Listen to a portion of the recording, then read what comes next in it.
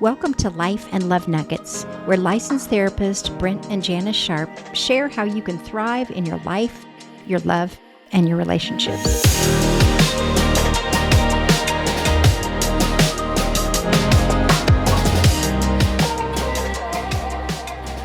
Welcome to Life and Love Nuggets with Brent and Janis Sharp. We want to help you thrive as individuals. We want to help you in your marriages and in your family life. We've been married for a long time. 44? 44 years. We've been marriage and family therapists for over 3 decades, almost 4. We're sneaking up on 4. Yeah. And we just retired from being pastors of 40 years this last summer. This is why we're actually doing this podcast, because we actually have a little bit of margin in our life for the first time in forever. Today we've entitled this, So You're Going to Go to Be with Family at the Holidays. Oh my gosh, this last week and with my clients, I don't know about you, but several of them, almost every other couple was like, we need to talk about Christmas. We need to talk about we're going to the family, and it's always a little bit challenging. It really is. And I always say every November and December, I spend time preparing my clients for the holidays. And then January, I talk them down. So we really want to talk about just some practical tips and just some things to help people be ready for the holidays so they can be as good as possible. Now, most of us are going to spend more time in the next few weeks with family, all bunched up in a little house or even a big house, but way more people than is kind of normal. And now some of you, this is a beautiful thing, and you're really looking forward to this, and it's a really good thing. You ought to be in a Hallmark movie. But most of us deal with some challenges. Even in the best of families, there's going to be some times, there's going to be some questions asked or some circumstances where your children are having a hard time in this big group or whatever, that can really bring some challenging circumstances. So what do we do about that? How do we walk through these challenging times? One of the things I hear from a lot of my clients is things that are triggered like immediately over the Christmas dinner table.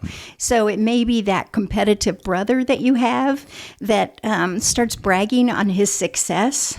And I'll have clients say, all of a sudden, I just want to go, oh yeah, well, you cheated in Monopoly all the time when we were growing up. Yes. Or an uncle starts on a tirade about politics or how lazy millennials are. Oh, politics. And you just want to come unglued. Or I had one, and she said they would repeat the same story about something stupid she did when she was 5. And she heard it every single holiday. And all of her counseling and all of the things she'd worked on just went right out the window. And she went right back to being a child again. Yeah. And I think that's what happens for a lot of people. They end up getting back into childhood issues that they felt that they've outgrown. So for most of us, we need some strategies to stay out of the difficult circumstances. So before we head over the river and through the woods, we're going to talk about some practical things we can do here. And by the way, we're not alone in this. I mean, if you look at the scriptural story, I mean, I think, good heavens, there's a lot of challenging families in the scriptures. I think about Jacob, son Joseph, who was his prized possession. And his brothers sold him into slavery. I mean, hopefully you aren't dealing with that kind of circumstance, but good heavens, what a troubling family holiday scene. And what about Jesus? We would expect Jesus has the best and healthiest family, and we could model all of our families around his. And yet, wow, tough times. I mean, I remember a time where Scripture talks about he was gathering in a home and a large crowd was with him, and his family heard about it, and it says they were going to go take charge of him because they thought he had lost his mind. And that leads us into the whole section of Scripture where Jesus looks around the table and goes, who's my father and my mother and brothers? And it's these that are doing the work of the Lord. And I don't think he was being disrespectful there. He was just somehow differentiating who he was from everybody else. and that it's okay to be different. We're going to be with people that maybe we grew up with, but we're very different from them now because we've made different life choices. There are a lot of different experiences that we've had since childhood. Now, I think if I had been Jesus in that circumstance, I would have wanted to run out and try to explain to my family, no, really, there's a reason why I'm doing this. Or I would have been embarrassed that they were even saying this in front of people. And of course, most families have someone who will say something like, you're embarrassing us. Jesus, why are you doing this? You're embarrassing us. Or we don't air our dirty laundry in front of other people. There's all of those messages that come into. But I think so much of our conflict does have to do with, or tension, I should say, does have to do with being different. Yeah. And what Jesus is saying to us through this is, it's okay to be different. It's okay to be who you are. Yeah, what we learn from the life of Jesus is that he didn't allow his family to keep him from being who he was.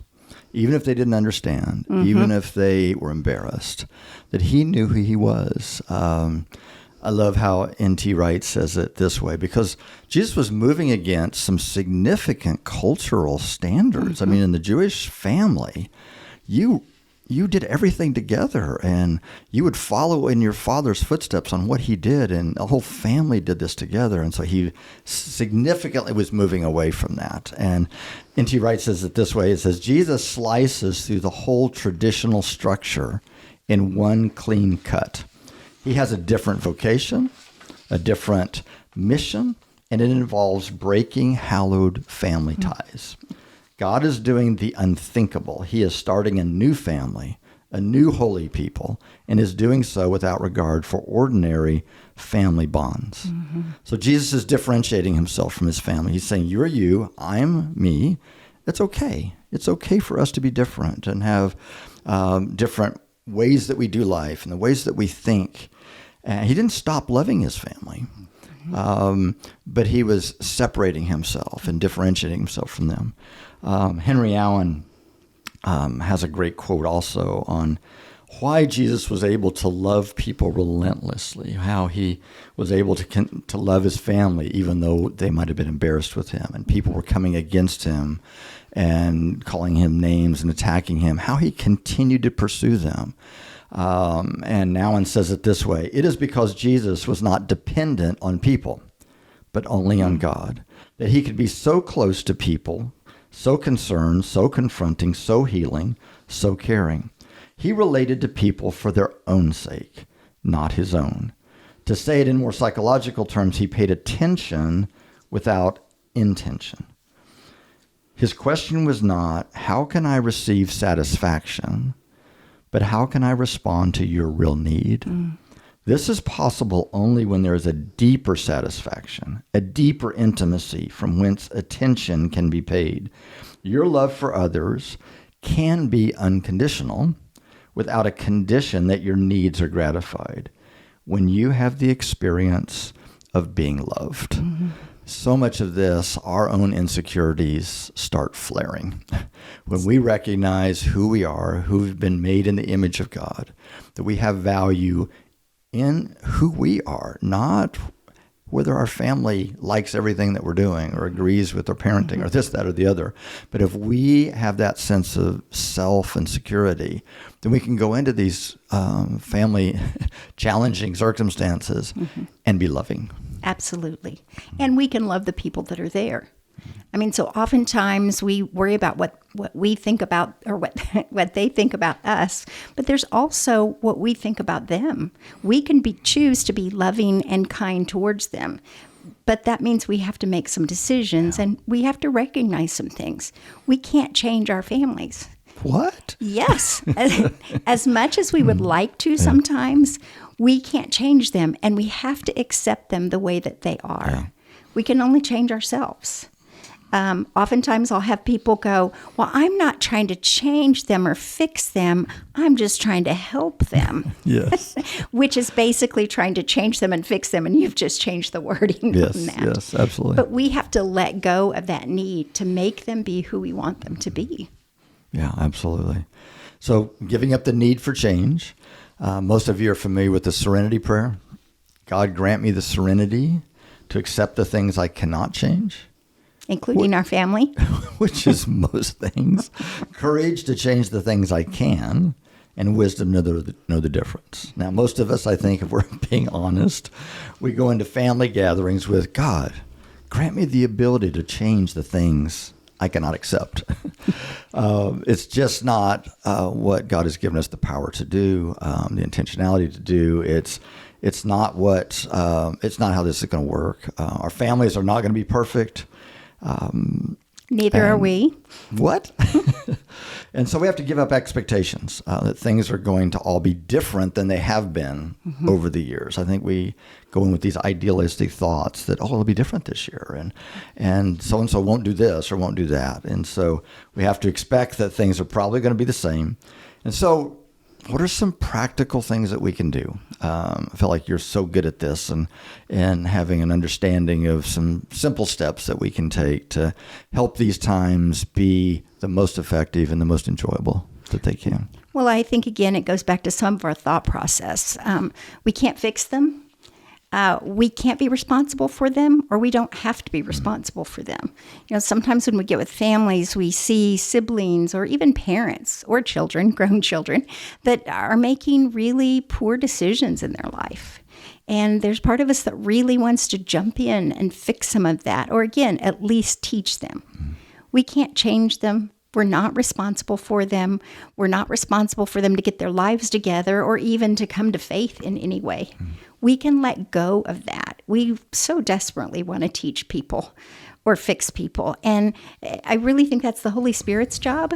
But we want to we want to help the Holy Spirit out, don't we? I know, but we're really bad at being the Holy Spirit. Yes. I had a parent of adult child, and he was like, I'm really, really not trying to parent them or teach them or anything, but I just know what they need to do in order to have some changes. Yes. And I'm like, yeah, that's pretty much the same thing, but it's easy to do. If they're 6, that's reasonable. Exactly. But when they're older than that, we need to let them go and be who they are. Yeah. We also need to remember that we're not responsible for their happiness. It's really painful to see family members that are unhappy. And we want to help. But going too far in that, we end up having our sister move in with us and giving her our car. Yeah. I mean, you could go into codependency with that, and you end up losing so much of your life, and it's not healthy for her either. Right. So there's just a lot of things that it's easy to slip into. We also have to look at, and I've been hearing this, I don't know if you hear this over and over again, but I'll have clients and they start to set some boundaries with their families over the holidays, and then they'll get a call and go, well, Grandma will be so disappointed. Yes. Oh my gosh. Or, oh my gosh, okay, you can do that, but your poor mother's going to really struggle. Yeah. Sometimes we've almost worshipped family traditions, and it all comes to a head at the holidays because Christmas especially is so important for so many people. And we have to say we're different from our family. We're changing all the time. And it's okay to change some of our traditions, even in a family, if those traditions are outgrown and they're ending up being more painful for us than good. Yeah. I think about some of the shaming messages that people deal with from parents or grandparents or siblings and all those things you just said. And I think it's the reason we get so hooked in, I think, to shame. There's something bad about me, or a good daughter would do this, or a good sibling or whatever would do this, is because we've had very powerful people in our life. Again, parents, pastors, Sunday school teachers, coaches, use shame to try to manipulate our behavior. And it works for a little bit. And it is just not, it's not life-giving ultimately. And so, but any of those kind of shaming kind of statements, I think, just takes us right back to our formative years when we were shamed into things. And it just hooks us. And so we just have to realize that there's a power there, but the more we can acknowledge it, recognize it, and push against that, it's going to help us to be the healthiest we can be. You can love somebody without getting their approval. Yes. Oh my gosh, I mean, a couple of the main, most important things in life on a human level is I want people to like me. I want to feel they accept me and love me, and that my performance, the way that I live, is seen as valued and acceptable and successful. And so we're just really, particularly these people, because they're so important in our life, because they've been so powerful, and we want them to approve of us. But we have to let go of that, because we're not always going to get approval from them. But we can still love them, and we can still know we're okay without getting that approval. And also, no matter how much we talk, they're really probably never going to understand us. I see in families, they get in these long conversations about things and trying to prove why we think what we think, and dealing with such a highly polarized culture where everybody's in camps and trying to prove their point. And I mean, you can talk until you're pink, blue, and purple in the face, and people are never going to fully understand you. Now it's not wrong to give some perspective, but just let it go. Just don't keep trying to convince anybody. They're not going to be convinced in these settings. And people will never, ever completely understand you. That's just not even possible. That's right. Unless we do brain transplants or something, we'll never fully understand each other. That doesn't mean we don't try to communicate and don't try to speak clearly, but we can't put our sense of value in the approval of others. That's right. And they will never understand us, never completely. I remember a Beth Moore story where she said for the first time ever, and she was an adult, but she had a chance to confront the person who had abused her. And she said she went in and she talked and she said all of those things, all the ways she'd been hurt over the years, how it had impacted her, how difficult it was. And then she walked out and she turned around the corner and she stood there and went, he didn't get it. He just didn't get it. No matter how much we talk, they may not get it, but that's okay. Because even if people don't get it, even if the most important people in our lives don't get it, we're loved by God. And he gets us. He knows us. And so we can hold on to that even when we're feeling like we're not accepted by somebody around us. So good. So a few practical tips, because I do love to do the practical tips. We need to. A few practical tips are to have good holidays, you really have to plan. We kind of have this idea, and grandmas are the most, I think this is the hardest for grandmas, and I'm one of them, but I'm a Grammy, not a grandma. You have this idea, if I can just get the whole family together in the same house, everything will be wonderful, and we're going to have a wonderful holiday. Well, yes, but again, they're all adults. They all have their own lives. And so we have to make plans that really work for us and where we're at right now. I remember when our kids were little and we would take what was supposed to be a 9-hour road trip that turned out to be a 12 to 13-hour road trip, depending on where the kids were at that stage of development. And we would get to the family's house and there would be all these activities that would be already planned, which was great, except a lot of them were planned for things that our kids weren't old enough to do, or they were maybe too scary for them to do, or because they spent, 12 hours in a van packed in together, they just weren't ready to do some of those activities. Absolutely, yeah. And they were with people that they saw once or twice a year in a strange environment, and it was challenging. And so we had to begin, as you remember, had to begin to say some things like, oh, you know what? The Children's Museum sounds great, but I think our kids are too tired to do that. Or, oh, a movie would be really fun, but the baby can't sit still, and I think that might be a little too old for some of our kids. So you guys go ahead and go, have a great time, but we're going to stay here and put everybody down for a nap, and we'll meet up later. And even if we get eye rolls, even if we get eye rolls, they don't understand it or don't know why we would do that, it's okay to say, this is what we feel like is best for our family. Exactly. And I think we have to all give ourselves permission for that. And that's not just people with kids. I mean, that can be if you're a couple without kids. That can be if you're an individual person. Yeah. It doesn't have to be, because we now have kids, we can make changes. I would really rather people enjoy the time together than to go away going, I hope I never have to go back there again.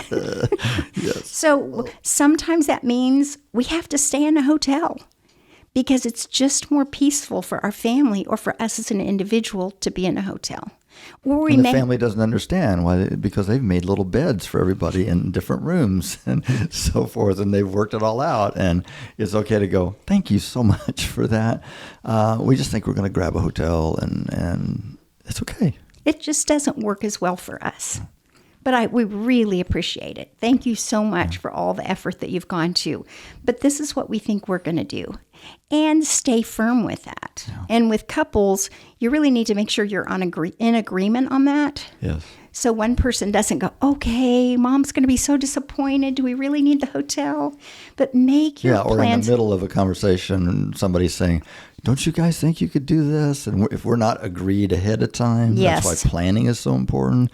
And one of us is caving and going, well, maybe. And then we look at the other one and put them on the spot. And I'm sure this is never, I'm having a little PTSD here. Okay? I'm sure that has never happened to us at all. We learn most of this stuff the hard way, people, okay? Yeah.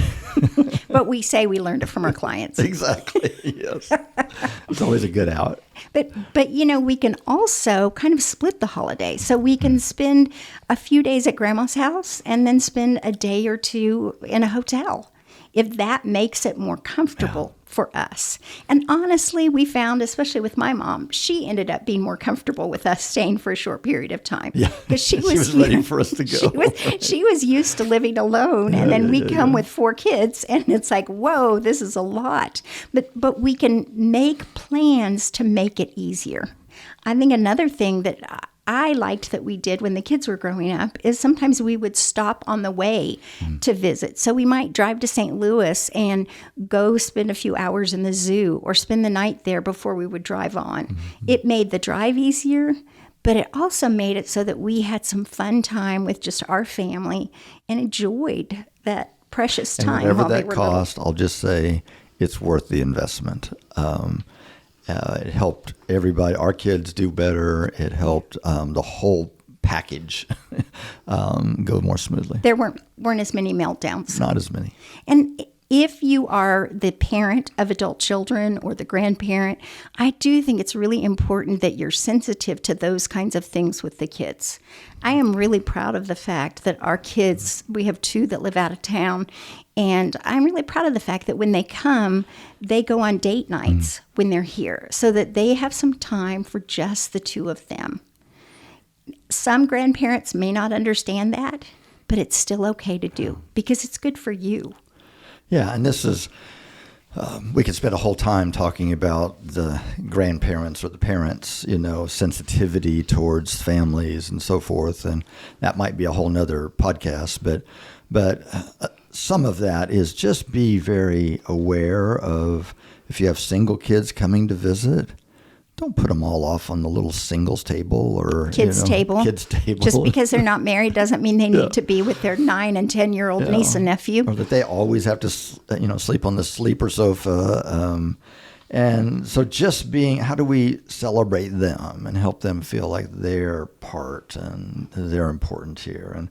And if you do, for some, it's worth a little bit of the risk of all this to let the cousins be together and everybody sleep together. And so we're going to be a little more uncomfortable. It's okay. It's not your bed. It's not your pillow and all.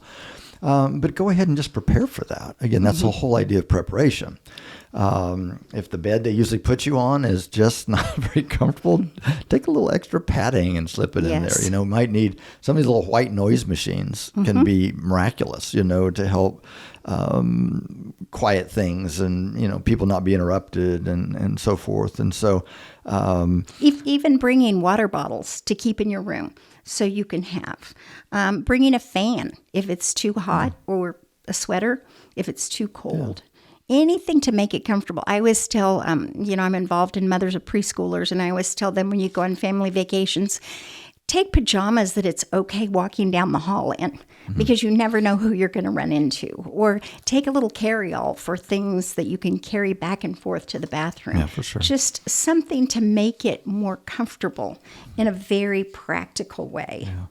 And if your kids have unique food needs, just bring it all. We don't expect them to be aware of those things and those sensitivities, and not making a big deal of those special needs, but just kind of make that preparation yourself. In our family, we have vegetarian, gluten-free, and low-fat. That's just in our own small family. Right.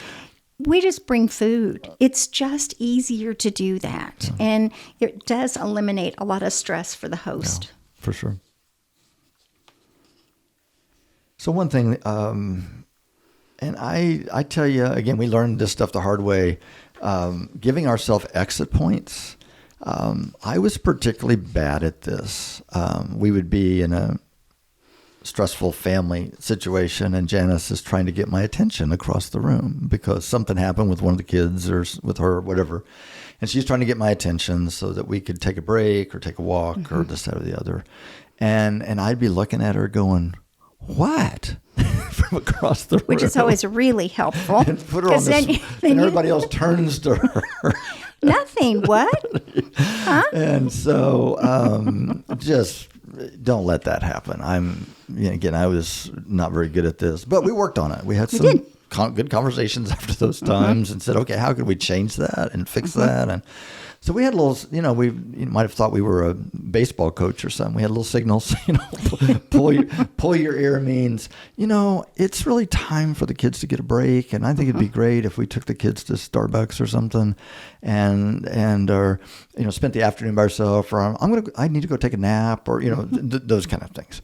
I teach my clients, those are called secret signals. Yes. And secret signals always have to be planned ahead of time and really, really practiced, because otherwise one's going to look at the other and going, "Why are you rubbing your nose? What's going on? Are you catching a cold?" Or something will happen. Yeah. So we have to prepare those things ahead of time. Make sure you guys are on the same page, and it'll make sure life goes a lot better. We did have kind of one signal that was, if we don't leave in about 30 seconds, somebody's going to die.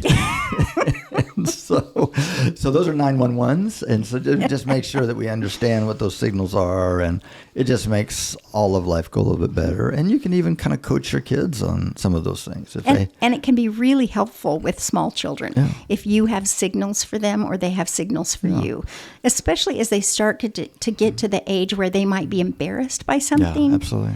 Having those signals really does make a difference, and it just helps them feel respected and valued. Yeah, so if they know that they can come in and give you a signal, and that means, "Can you come over here? I need to tell you about something that happened that was hurtful from one of the cousins," then it empowers them. It helps them not melt down. It helps us be able to be responsive, and nobody's embarrassed. That's right. By that. And so secret signals, all this, again, preparing this stuff ahead of time. Another thing is prepare answers for questions. There's always these questions that come.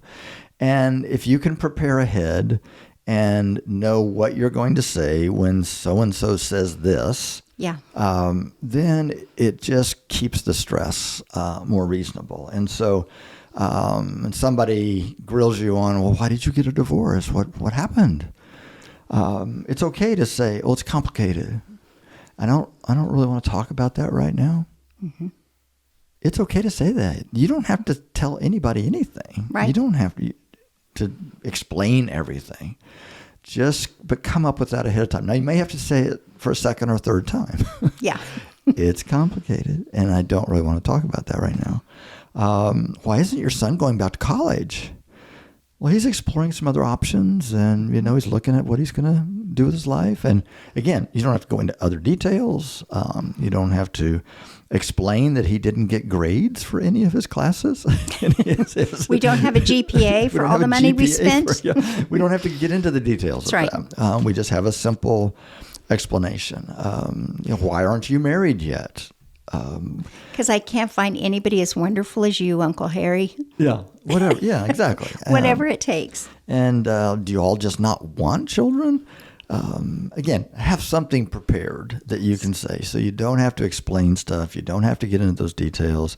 Have those answers ready. Yes. And also realize there may be other people in the family that are going through very difficult times. Yes. They may be going through a divorce, or they may have had a kid that has an issue. We can step in and help in those particular situations. I mean, sometimes it's helpful, not sometimes, it's always helpful to have somebody that you trust that understands what's going on. So if you're going to be cornered by this particular relative and they're going to grill you over something and they're just going to push relentlessly to ask questions, that your sister or your cousin or somebody steps in and says, "Oh, honey, I need you in the other room. Will you help me move chairs, or will you help with the mashed potatoes?" to get you out of that situation. And then we can do that for other people. Absolutely. To me, that's a way we love each other, is to be there to help protect. And have your answers ready so you don't get caught off guard. And it's okay to simply say to any of these things, "I'm just not comfortable talking about that right now." And you might have to say that 2 or 3 times. But even the most persistent person will eventually get it, and they'll give up, and they'll respect that. Mm-hmm. It's appropriate to set boundaries. A boundary is, this is my space, this is my life, you are different, and it's okay to have a boundary there. That's right. Just like we have fences that make good neighbors in our neighborhoods, and it's okay to have boundaries. And we can do that in a loving way. Yeah. It doesn't mean, which some people encounter when they go to family holidays, "You're crossing my boundaries." It doesn't have to be that. It can be, "Oh my gosh, thank you so much for your concern. I'm not comfortable talking about that." Or, "I really appreciate your prayers. Just keep praying for us. But you know what? I just don't want to talk about that." That's so good. But it's being gracious and loving in that, because most of the time, 99% of the time, people want to know, your family wants to know, because they love you and they're concerned about you. They're not trying to make you feel bad. They're not trying to gossip with everybody in the family, though sometimes they do. They're really concerned about you and they love you. So being gracious to them can be one of the best things we can do. Yeah, so it may not feel like it, or it may feel like it that you're on trial. Right. And there's probably a few circumstances that you are. you are. But you don't have to prove yourself. You don't have to justify yourself. You don't have to explain your life. That's right. You have the right to your own privacy and what you choose to share. Mm-hmm. And sometimes our family, we always encourage people to have safe people in their life so they can talk about anything. And the people are just like, "Oh my gosh, I'm so sorry." That, they're so validating and so helpful, and they're not trying to fix us and so forth. And, oftentimes we think, well, that should be family. Well, sometimes, but sometimes not. Sometimes they're just, even though they're family and they're wonderful people and we love them and we go visit them all the time, they're just not the safest people, because sometimes they care too much. Right. They can't be okay if you're not okay. They have to make you happy. They have to make sure you're happy, and they think they know how. And so they relentlessly try to correct and teach and give you guidance. And it's okay to go, "Thank you, but I'm okay. Mm-hmm. That's all right. I'm working on it." And you don't have to respond to those things. So much of it has to do with preparing your heart, preparing your mind, talking as a couple or as a family to figure out what works for you. I think another important thing is we have to give each other, or we have to come up with exit strategies, especially if you are visiting somebody that's out of town and you're staying with them. But even if you're not, even if it's an in-town thing, if things get tense, you need to prepare ahead of time so that if you need to step out for a little bit, you can. So if you fly into another town, rent a car. It is worth the money if you think that things are going to get difficult and you need to get away. Even if you have kids that need a nap and you're in a hotel, it's good to have that. Yeah, that's what some of those secret signals are for, and it's so that we can take a break. Yes. And it's okay to, in the middle of family game night or everybody's doing something, it's okay to say, "Hey, we're we're going to take a break and run someplace, and all you do is go and sit at Starbucks for a few minutes. Right. It's okay. They don't need to know. That's you don't right. have to say, hey, we're going to Starbucks for a few minutes. Right. So there's not this expectation that you're going to bring back 20 drinks. Yes, And exactly. So, and they don't have to know, well, where are you guys going? Oh, we're just going to take a break. And maybe all you do is take a drive. Or go for a walk. Yeah. Sometimes just that little bit of space can help you re-engage, go back and be loving and caring, and if you get enough of that space. I've noticed that our kids go to Starbucks a lot when they come and stay They with do. us. Or they go to all different kind of coffee shops. I'm just going to assume they love coffee. I'm sure they don't need a break from us. They're Do you just think? coffee fanatics, Yeah. I'm sure. Yeah, that's what I think. But it is amazing how when you get together with family, difficult things can crop up and you can find yourself getting thrown off a little bit. I remember a client coming into me years ago and she said, I was all prepared with everything that we talked about, and I've been doing all these Bible studies and I've been working on really setting boundaries and I was doing great. And then we were sitting at Christmas dinner. I'm eating a piece of pecan pie with just a little tiny bit of pumpkin pie on the side and a little bit of whipped cream on it. And my mother leans over and whispers in her ear, honey, have you tried Weight Watchers? Oh, gosh. And she goes, there it went. It all went out the window. So part of the preparation is preparing us internally to deal with the things that are going on. And as you said earlier, we don't have to have approval and acceptance from family members, but that will be challenged. There will be times where you'll want to go, and as my client said, I wanted to go, your values are way off. I'm a wonderful, valuable person in spite of my weight. And don't you realize how warped that is?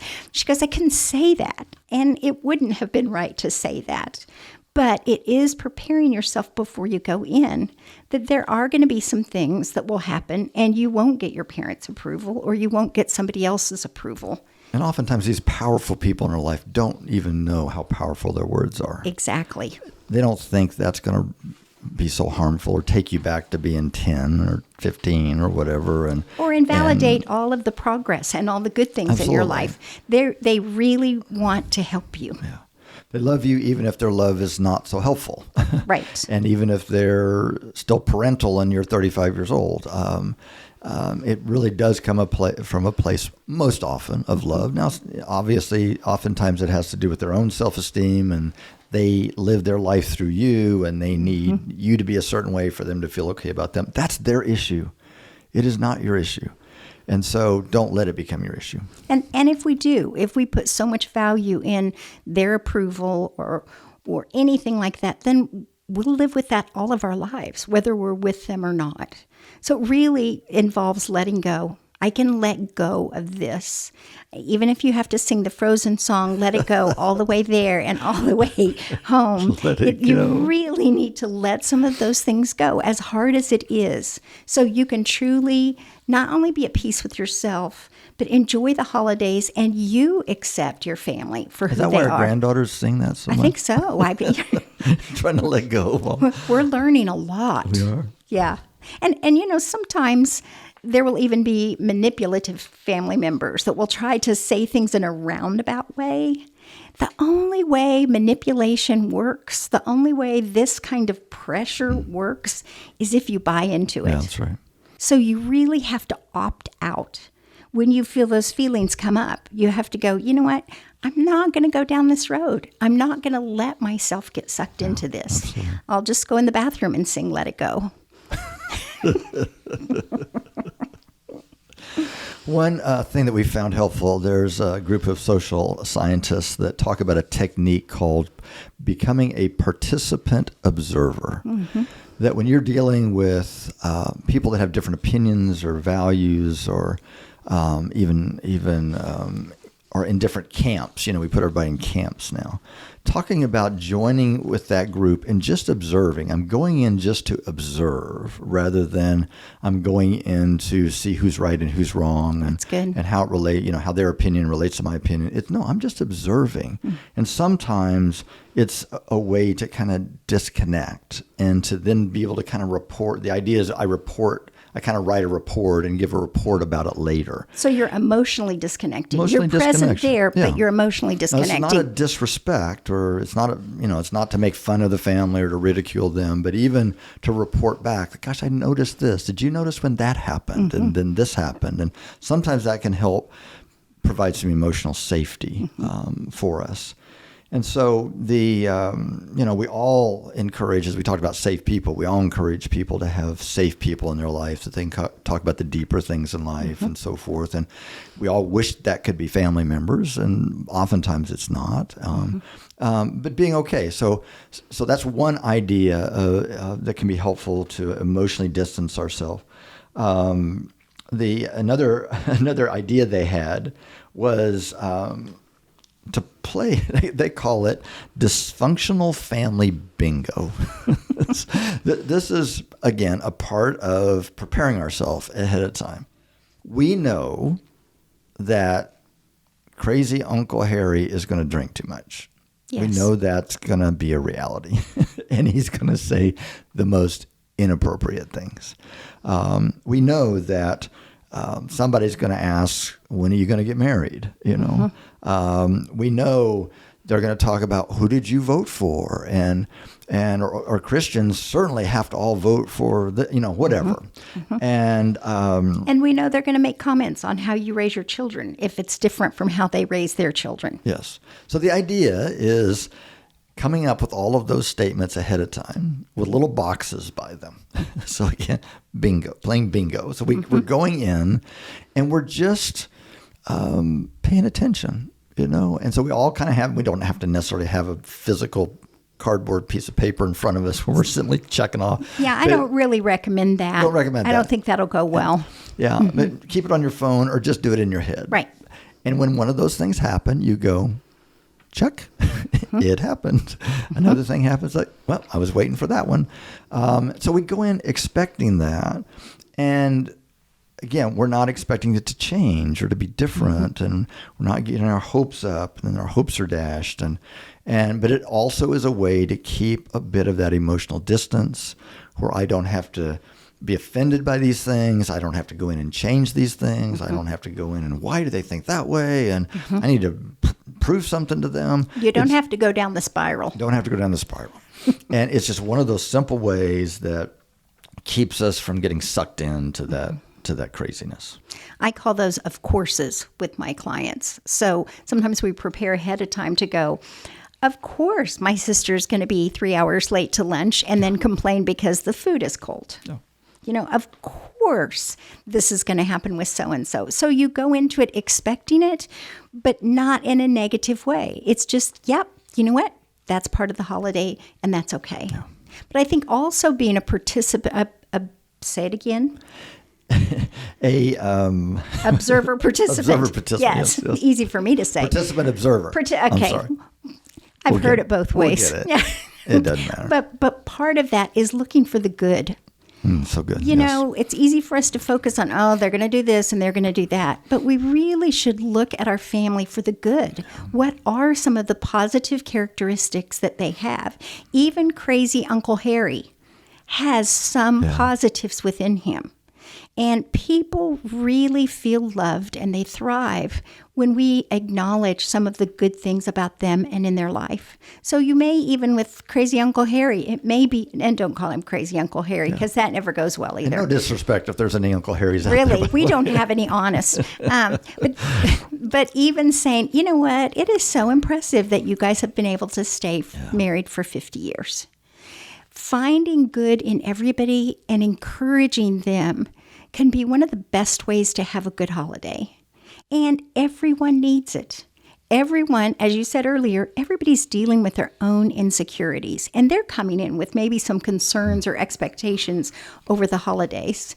And if you can be that loving person, it can change lives by feeling like they have that acceptance.